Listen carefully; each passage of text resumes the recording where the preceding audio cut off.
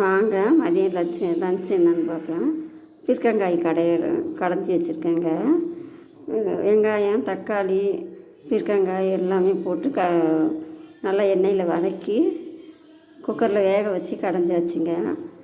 அடுத்து பாருங்கள், தயிர் பாருங்க, கெட்டி தயிர் இருக்குது, உர ஊற்றி வச்சது. ஆம்லேட் போட்டிருக்கேங்க, குட்டி ஆம்லேட்டு.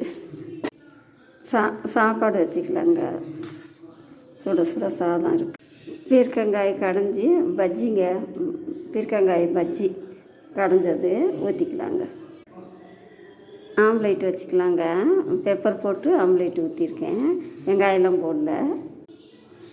மதியம் லஞ்ச் அவ்வளோதாங்க.